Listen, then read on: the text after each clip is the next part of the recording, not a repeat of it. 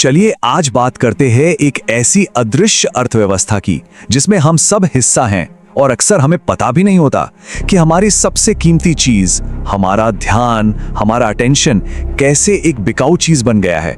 अच्छा, कभी ऐसा हुआ है कि बस एक वीडियो देखने के लिए फोन उठाया हो और पता ही नहीं चला कि कब घंटे बीत गए और हम बस स्क्रॉल करते जा रहे हैं? अगर हाँ, तो इसमें कोई हैरानी की बात नहीं है, हम सब ऐसा करते हैं। इसी को कहते हैं रैबिट होल में गिरना। और यकीन मानिए, ये कोई इत्तेफाक नहीं होता। जी हाँ, ये कोई संयोग नहीं है। गूगल के एक पूर्व डिजाइन एथिसिस्ट हैं ट्रिस्टन हैरिस। वो बताते हैं कि इन प्लेटफॉर्म्स को जानबूझकर ऐसा बनाया गया है। उनका कहना है कि बार बार फोन चेक करना ठीक वैसा ही है जैसे कोई स्लॉट मशीन का लीवर खींच रहा हो, हर बार इस उम्मीद में कि शायद इस बार कोई जैकपॉट मतलब कोई नोटिफिकेशन आया हो। ये हमारे दिमाग के रिवॉर्ड सिस्टम का फायदा उठाने की एक बहुत सोची समझी स्ट्रैटेजी है। तो ये जो पर्सनल एक्सपीरियंस है ना, ये एक बहुत बड़ी आर्थिक सच्चाई का हिस्सा है। चलिए समझते हैं कि कैसे हमारे ध्यान ने, हमारे अटेंशन ने एक पूरी की पूरी इकोनॉमी को जन्म दे दिया। सोचिए, कुछ दशक पहले की दुनिया, तब जानकारी मिलना मुश्किल था, है ना? कुछ जानना होता था तो लाइब्रेरी के चक्कर काटने पड़ते थे। पर आज तो हम जानकारी के एक महासागर में तैर रहे हैं, बल्कि डूब रहे हैं। तो अब कीमती चीज जानकारी नहीं रही, अब कीमती है हमारा ध्यान। क्योंकि जानकारी तो बेहिसाब है, पर हमारा ध्यान, हमारा अटेंशन, वो तो लिमिटेड है। और इसी सिद्धांत को, इसी कॉन्सेप्ट को अटेंशन इकोनॉमी कहते हैं।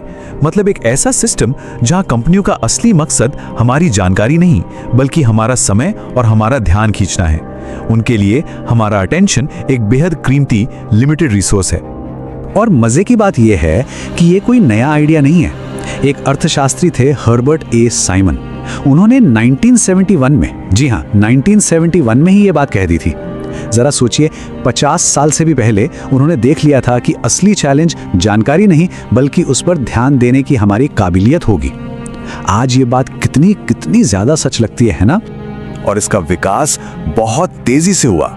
1971 में ये सिर्फ एक थ्योरी थी, फिर 90s में आया इंटरनेट और ये शब्द पॉपुलर हो गया। और फिर 2010 के बाद स्मार्टफोन और सोशल मीडिया ने तो इस मॉडल को सीधा हमारी जिंदगी के सेंटर में लाकर खड़ा कर दिया।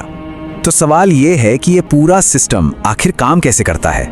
ये कंपनियां हमारे ध्यान को, हमारे अटेंशन को पैसे में कैसे बदलती हैं? चलिए जरा इस इंजन के अंदर झांक कर देखते हैं। आपने ये लाइन तो सुनी ही होगी, अगर आप किसी प्रोडक्ट के लिए पैसे नहीं दे रहे हैं तो आप ही प्रोडक्ट हैं।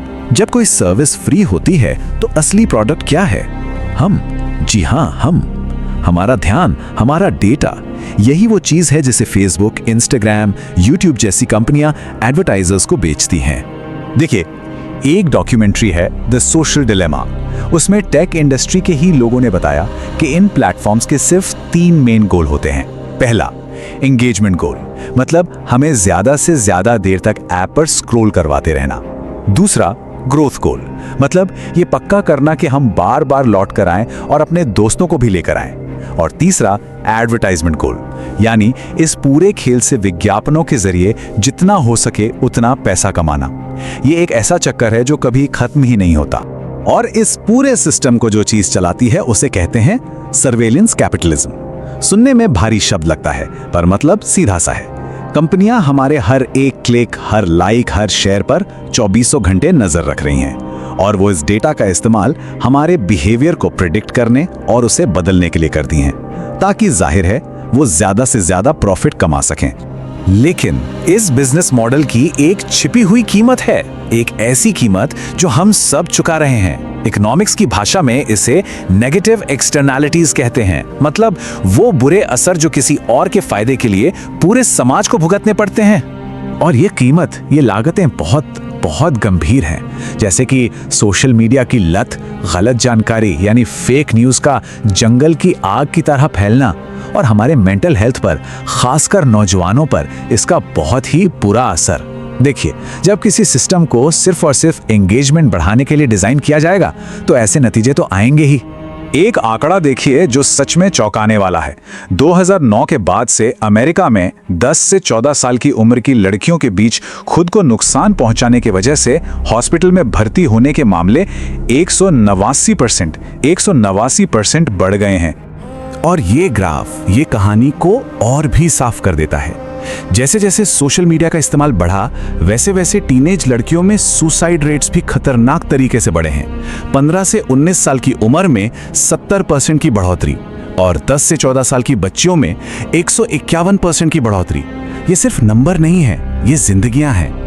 वही एल्गोरिदम जो हमें ऐप से चिपकाए रखने के लिए बने हैं, वही गलत जानकारी को भी फैलाते हैं। पर क्यों? क्योंकि जो चीजें ज्यादा चौंकाने वाली, भड़काऊ या झूठी होती हैं, उन पर सबसे ज्यादा रिएक्शन आते हैं, सबसे ज्यादा एंगेजमेंट मिलता है। तो ये एक disinformation for profit business model बन गया है। मतलब मुनाफे के लिए गलत जानकारी को फैलने दो। तो क्या हम इस सिस्टम के सामने बिल्कुल लाचार हैं? क्या कुछ नहीं किया जा सकता? नहीं, ऐसा बिल्कुल नहीं है। चलिए अब समस्या से हटकर उन तरीकों पर बात करते हैं जिनसे हम कंट्रोल वापस अपने हाथों में ले सकते हैं। खुद टेक एक्सपर्ट्स कुछ बहुत काम की सलाह देते हैं। पहला, अपने फोन की सारी गैर जरूरी नोटिफिकेशंस बंद कर दीजिए, मतलब वो जो किसी असली इंसान ने नहीं भेजी। दूसरा, YouTube पर रेकमेंडेड वीडियो पर क्लिक मत करिए, खुद से सर्च करके देखिए जो देखना है। तीसरा, ऐसे सर्च इंजन इस्तेमाल करिए जो आपकी सर्च हिस्ट्री को ट्रैक नहीं करते। और चौथा और सबसे जरूरी, फोन इस्तेमाल करने के कुछ नियम बनाइए, जैसे सोने से 1 घंटा पहले कोई स्क्रीन नहीं। तो आखिर में सारी बात बस इस एक सवाल पर आके रुक जाती है। इस दुनिया में जहां हर कोई, हर ऐप, हर कंपनी हमारे ध्यान के लिए लड़ रही है, वहां हमारे लिए हमारा अपना ध्यान, हमारा अटेंशन आखिर कितना कीमती है, ये सोचने वाली बात है।